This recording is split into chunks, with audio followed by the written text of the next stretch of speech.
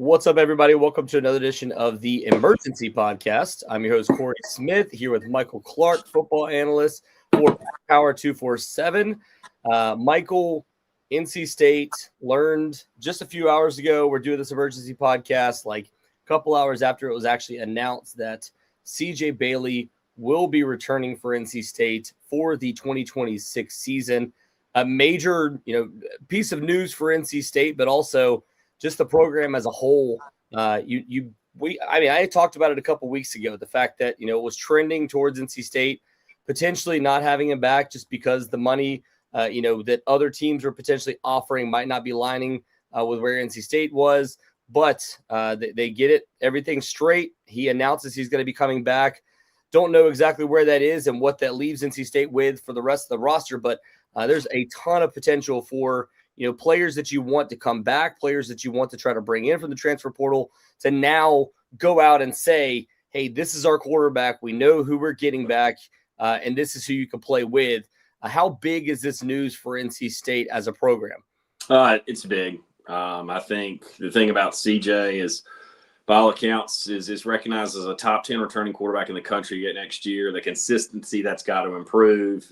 I think year 3 as a starter, another off season in the program with the same offensive coordinator will also be a big thing for him. I mean, you just had to have him. NC State does not have the luxury and just doesn't recruit at the level that you can say, okay, if we lose CJ, then what? Like, there was if he would have gone in the portal, I mean, everybody kept talking about, well, you could get this guy, that guy. And we've already seen, Cory, how desperate the quarterback market is. There's some good players taking visits to big time schools. I mean, like top 15 schools. So It's starting to become like the NFL draft. I'm not saying schools are reaching for quarterbacks, but what I'm saying is everybody seems to be looking for a quarterback. So if you were to lose CJ, it would have been a very risky deal regardless of the financials. And it's just the right decision.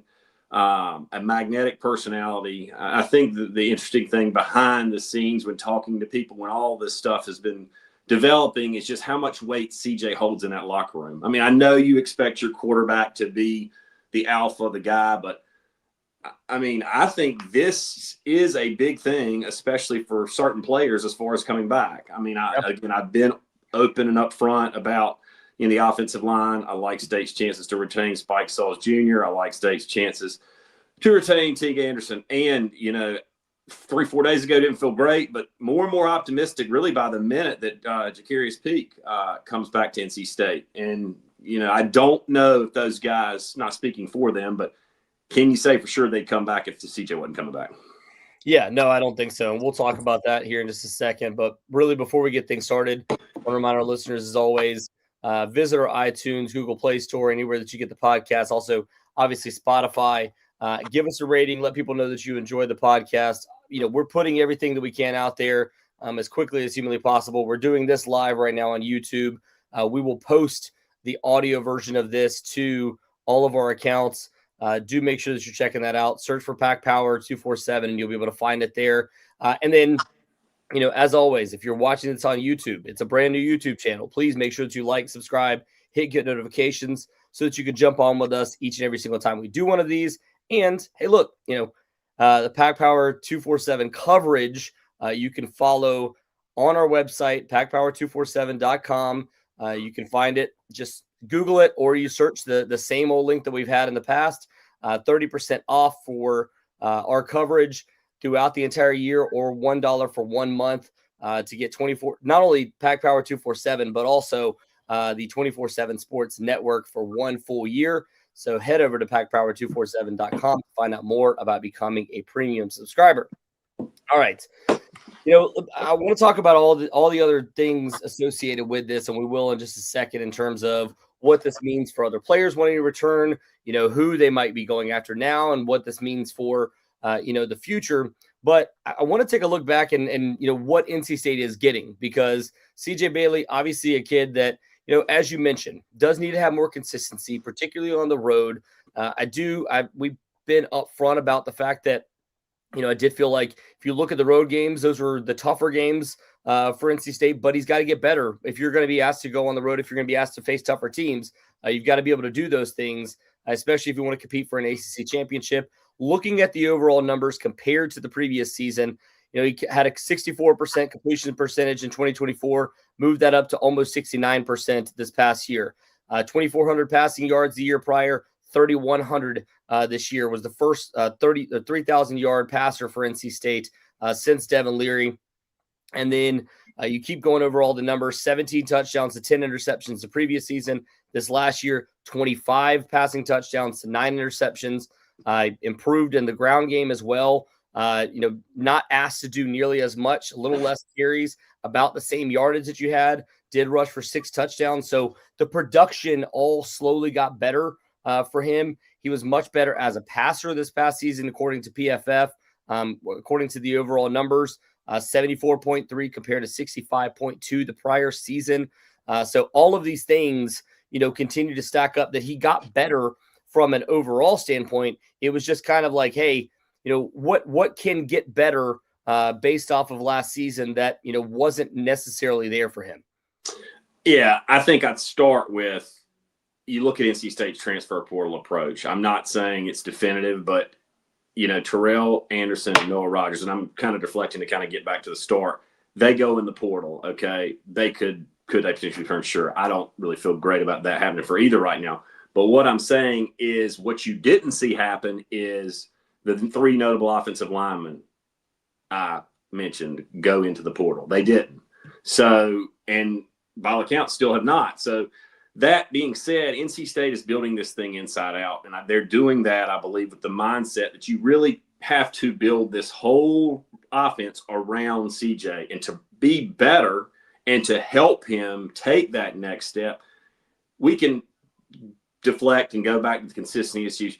You and I have talked multiple times. The games where he struggled, it was far not all on him. A lot of the games where he struggled, the offensive line was overmatched. The receivers couldn't get open. Again, I know he played poorly at times, but I think it's important to really feel like when NC State lost this year, they truly lost as a team on the offensive side of the football. It was that thing. No run game, no receivers getting up, receivers couldn't get up, and blah, blah, blah.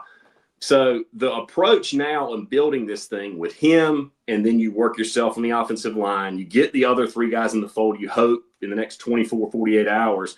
What I think from there you do is you really need to bulk up the offensive line some more. I think NC State's going to take 3. You keep hearing the term best available, what they're going to add. Ideally, you add 2 starters of those 3, in my opinion, and that is nothing against what is on the roster. If you can get a 3rd or 4th year offensive guard, 2 of those, or an offensive tackle who can possibly play guard, experienced, proven players, because you look at it, Cory, and we talked about it a little bit this morning, with what you could potentially have coming back, assuming those offensive linemen do come back, you pair them with 2 legitimate, State should have some money hopefully to spend, legitimate guards or other offensive linemen. I mean, you could have one of the best units in the ACC, knock on wood, going into next year. And I am of the belief, I don't know how you feel, that if you put a top-notch, upper echelon ACC offensive line in front of CJ, I feel like he will take it to the next level.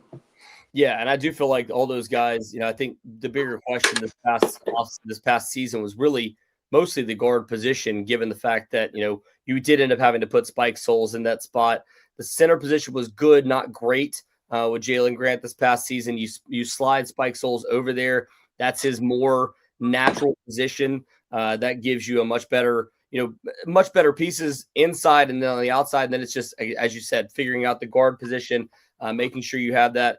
Drew pointed out here too, watching Indiana's offensive line is something else. Yeah, I mean, you look at 2 of the 4 teams in the college football playoff, the finals here, semifinals here. One of them was Miami, one of them is Indiana. Both of them did exactly what you're talking about, built from the inside out, and then said, hey, look, we're going to get the absolute best of the best in the trenches. Miami actually really good on the defensive line, really good on the offensive line now. And was able to go ahead and get, get a quarterback back there because of the fact that you had such an elite offensive line coming back and be able to put all those things together. Yeah, I think that's a major reason why you're able to potentially retain these guys if you have CJ Bailey coming back now. Yeah, and I think it's important to mention, we both talked about it, Cory. There are so many capable receivers in the portal, which I kind of deflect back to what I was talking about with Noah Rodgers and Anderson going in. The production, they combine for a little over 1,000 yards, 70 catches.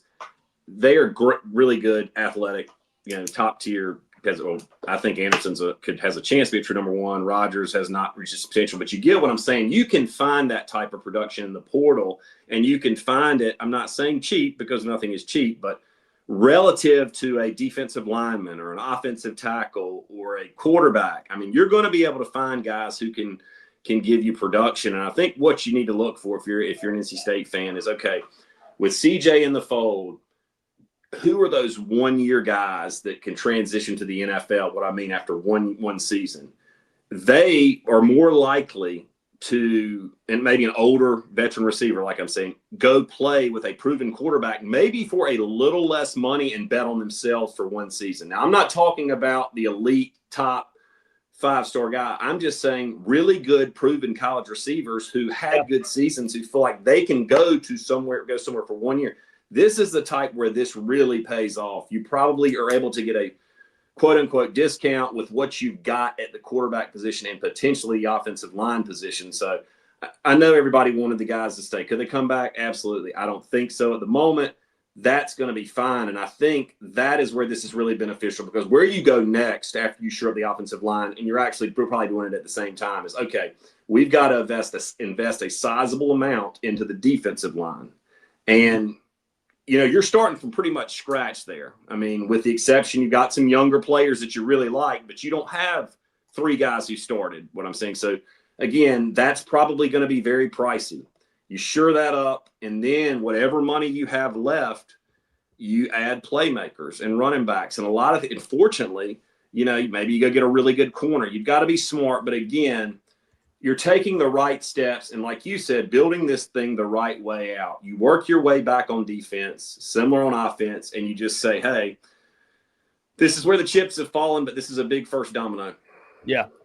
Yeah, and the other thing I'll point out too, I mean, yes, you're a message I got back from someone inside the program immediately after all this came out was, all right, now let's go get our guys back. And I'm assuming talking about Terrell Anderson, maybe Noah Rodgers, you don't know, but Terrell Anderson seems to be, again, a guy that I was told beforehand, and I mentioned this in a story, and I think we talked about it beforehand, was the fact that Terrell Anderson was kind of waiting to see what CJ Bailey was going to do, and before he made his decision. I think they were tied together a little bit at the hip, but I think as he thought that he didn't know exactly what the decision was going to be, he entered the transfer portal. He's going to go out there and go see what options he has. Maybe he circles back to NC State. We'll see. And how much does this change that mindset too? Yeah, I think the thing with Terrell and Noah, but Terrell more so because of the production, that's going to make him really appealing. Obviously, besides the physical talent, I mean, he's a former top 100 recruit who has produced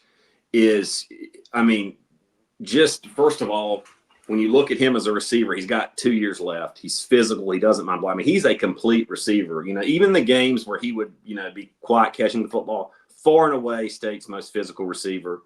So he brings a lot of value there. He's got 2 years of eligibility. And that kind of similar to Marcus Cooley's situation last year. I was talking to a source at the time. They were like, look, he's got multiple years. That makes him more appealing because there's some meat left on the bone. So that, I think, is the big thing, and just the money for a guy who's, a borderline number 1 receiver in the ACC. He can get from 3 or 4 schools that I've heard mentioned. It's going to be tough to overcome. But again, would you love to have him back? Absolutely. Nobody's discounting that. But I am of the belief, I'm not really worried. The receiver thing is going to work itself out. Do we expect NC State to have one of the best receiving corps in the country? No. But does it need to be? No, it just needs to be good. And again, feel like they can get guys in the tight end. We'll go all into that, and I'm sure down the road. But tight end is very important as well, losing what they lost again. But this is it. This is something you can build around. It's as optimistic as I've felt about NC State football in quite a while. I don't know how you feel. Yeah, I mean, I was going to point out too the fact that NC State is already working hard to figure out the tight end position, and obviously they're going to be going after wide receiver targets, whether or not guys like Terrell Anderson or Noah Rodgers even circle back. They're already looking at guys. They also have several freshmen coming in and some guys that have been kind of developing as well. Tyreek Copper, that you just wrote a story about earlier this week, record-setting wide receiver in the state of North Carolina. They're hosting Gavin Harris for an official visit in the near future. The other thing I'll add here too, you talked about, trying to look at, maybe lower level wide receivers that are looking to move up. I mean, I've talked about this a couple times on our boards, like 2 out of the top 3 receivers in the ACC this past season, Cooper Barkate and Jacob DeJesus, one at Duke and one at Cal. Cooper Barkate came over from Harvard to be there, and then Jacob DeJesus came over from UNLV. And those guys both finished with over 1,000 yards. There were only 4 receivers in the ACC that finished with over 1,000 yards, and those were 2 of them. So again, you can find the good wide receivers that you're able to add to your roster. It just really depends on who you're going to have in the backfield. And I think now having that situation the way that it is, I think is going to be huge for NC State. Yeah. And again, I just think, it's not going to get people excited per se if they go and I'm really afraid. It's going to get them excited when they re-sign their offensive lineman. But look ahead. Say they add a all ACC level offensive guard. On the surface, you won't see people going crazy and excited on Twitter. Not that that's real life, but behind the scenes, like I said, if you're an NC State fan right now, you have to be watching. You must watch, obviously, to make sure you re-sign the guys you have. But then who do you target and who do you get, at the guard position? Or just really the 3 best available. You can move them all around however you want to do it. I just think for NC State, you were obviously aggressive to sign Bailey and probably aggressive to re-sign the other 3, assuming they do. You have to a certain extent, keep that same mindset when pursuing the offensive guards. Don't settle. Go against whoever and just see what happens. I mean, I've heard multiple times that NC State's really competitive right now when it comes to some of the top tier guys they want to keep on the roster. So with that in mind, if there's the money, and I think it should be okay early, the quicker you get these things done, the better too. Can you really, go all out for those players? And I'm saying I would invest heavily in those 2. I think the 2 guards in front of Bailey next year with Spikes, I just think that's so important. I mean, I know everybody wants to talk about the tackles, and that is, but again, and you just can never have too many offensive linemen. You just need to improve the depth overall, period, there. And before I transact to you talk about the receiver position. Even if Noah Rogers and Terrell Anderson come back, you still have to be aggressive adding receivers. Oh, yeah. I mean, I wrote this the other day. Terrell Anderson was 20th in the ACC in receiving yards. Noah Rogers is 40th. Yeah. I mean, that's 1 in 2 receiver wise. I mean, that's not blowing you away, man. You can find that, like you just pointed out, elsewhere.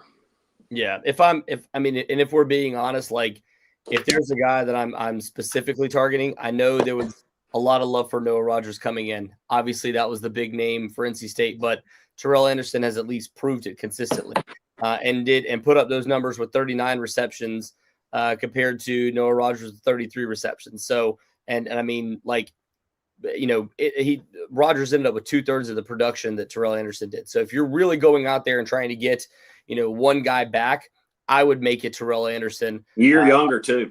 Yeah, exactly. The other thing I'll add here too, we wanted to talk about just the actual, number one, before I jump over to the next thing, I wanted to add to, I was extremely impressed by Rico Jackson this year too, moving around from offensive guard to offensive tackle at times to have to fill a need when they had some injuries. So I wouldn't be surprised to see him really compete at one of the guard spots too. So you might already have that figured out. You just you don't know. And we talked about it earlier this morning. We did an initial coffee with Cory before all this happened. The fact that you only have one transfer portal window. This is the only one you have. You have from January 2nd to January 16th.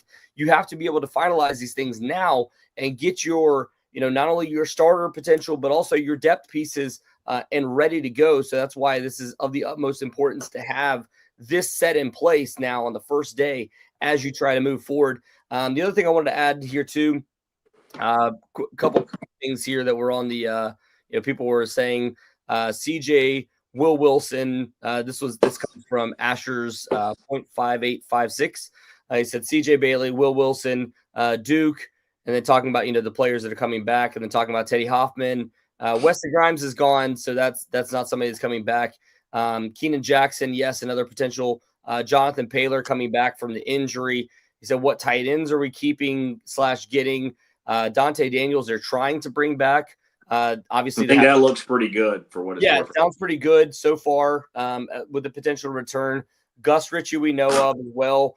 Preston Daniels, that actually did have some production this year, got on the field a couple times, more so as a blocker, but is expected to be more of a move tight end. Preston Douglas.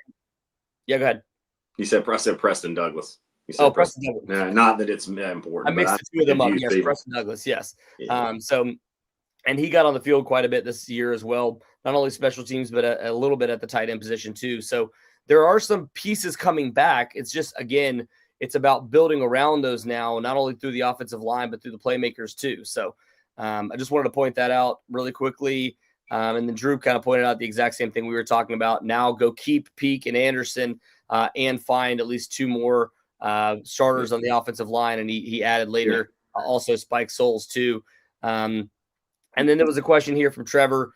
You've talked about a little bit. We don't know the specific number. He's asked it 5 times, so I do want to at least throw it up here to note that we are talking about it. He said, Cory or Michael, do we know how much he signed for?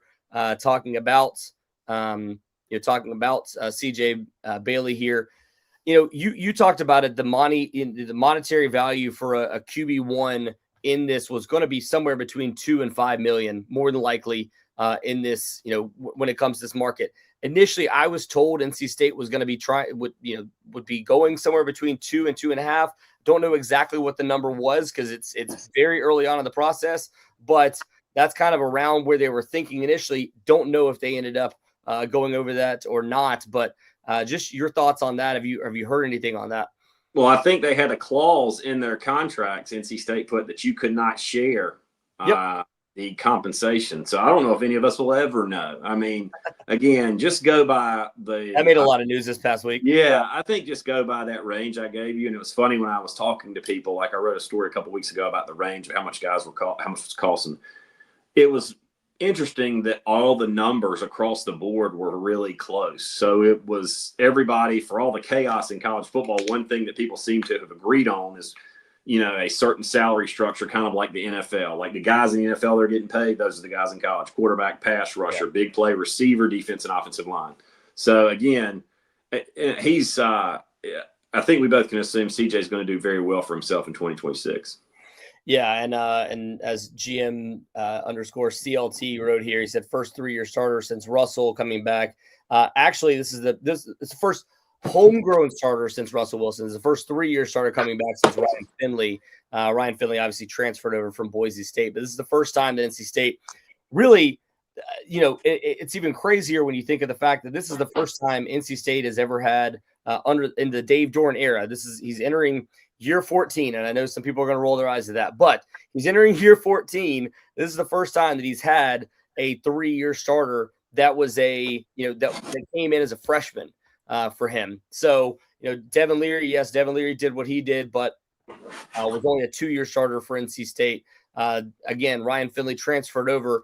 Outside of those two, he had never had really, I think going back to Jacoby Brissett, multi-year starters at the quarterback position. So you now have not only multi-year starter, but also a guy that you brought in, a guy that you recruited, a guy that's been in your system and been with Kurt Roper this entire time. So really, I mean, we talked about a lot this past year, like, there was, the youth and the fact that, he's, having to learn new pieces around him and things along those lines. Like the excuses aren't really there for him anymore. Like this is your season to go out there, prove yourself, and potentially, really put yourself on an NFL draft radar too.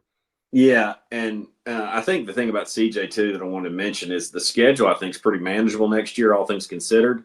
So you're probably going to have an advantage at the most important position on the field most of those games. And for any team, especially a team like NC State that may have some shortcomings on the roster elsewhere, that is huge. And lastly with him is the physical transformation he made from year 1 to year 2 was pretty striking.